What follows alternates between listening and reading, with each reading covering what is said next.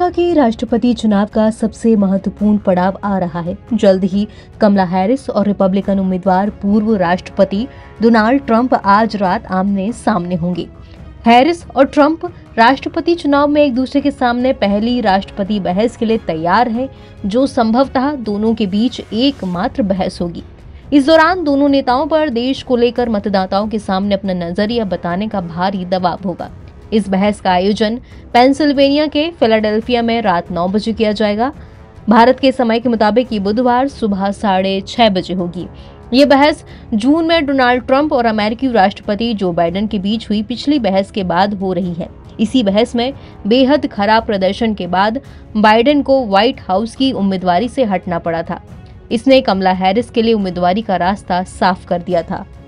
इस बहस में हैरिस ये दिखाना चाहती हैं कि वो डोनाल्ड ट्रंप के मुकाबले डेमोक्रेटिक पार्टी के अभियान को बाइडेन की तुलना में बेहतर तरीके से चला सकती हैं।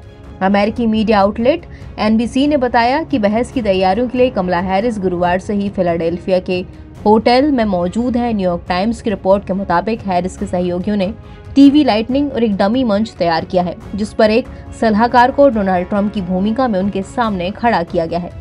हैरिस इस डिबेट में खुद को अमेरिकी जनता के सामने व्यापक तरीके से पेश करने के तरीके भी तलाश रही हैं।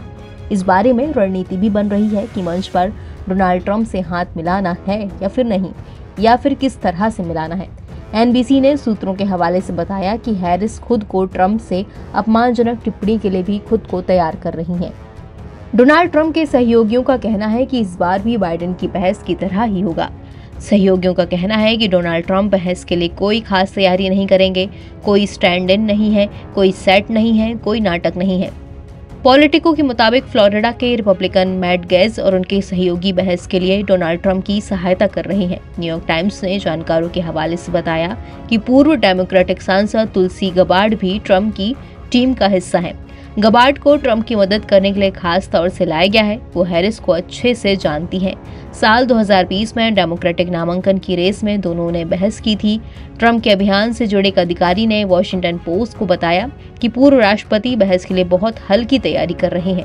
अधिकारी ने बताया कि पूर्व राष्ट्रपति केवल नीतिगत मामलों की समीक्षा कर रहे हैं। कैंपेन अधिकारी ने यह भी बताया कि राष्ट्रपति ट्रंप ने कई सारे आउटलेट्स को अनस्क्रिप्टेड इंटरव्यू दिया है, जिसमें ऑनलाइन न्यू मीडिया आउटलेट भी शामिल है। वो घंटे भर की अनस्क्रिप्टेड प्रेस कॉन्फ्रेंस करते हैं।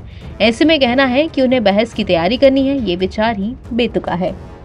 अब एक बार इस पर भी बात कर लेते हैं कि इस बहस में कौन से मुद्दे हावी रहेंगे। न्यूयॉर्क टाइम्स की माने तो हैरिस बहस का इस्तेमाल ट्रंप को एक बूढ़ा और अपने जैसे लोगों की मदद करने वाले एक अमीर आदमी के तौर पर दिखाने के लिए कर सकती हैं। डेमोक्रेटिक आरोप लगाते रहे हैं कि डोनाल्ड लोकतंत्र के लिए खतरा है। हैरिस भी उसी तरह का हमला दोहरा सकती हैं। इसके साथ ही वो गर्भपात के मुद्दे पर डोनाल्ड ट्रंप के ऊपर दबाव बना सकती हैं, जो उनके ऊपर सबसे कमजोर राजनीतिक मुद्दों में से एक है। इस बीच ट्रंप दर्शकों को 2020 के राष्ट्रपति अभियान के दौरान हैरिस द्वारा अपनाई गई उदार नीतियों की याद दिला सकते हैं, जिसे अब खारिज कर दिया गया है। इसमें निजी स्वास्थ्य बीमा को खत्म करना तथा कथित ग्रीन न्यू डील का समर्थन करना शामिल है।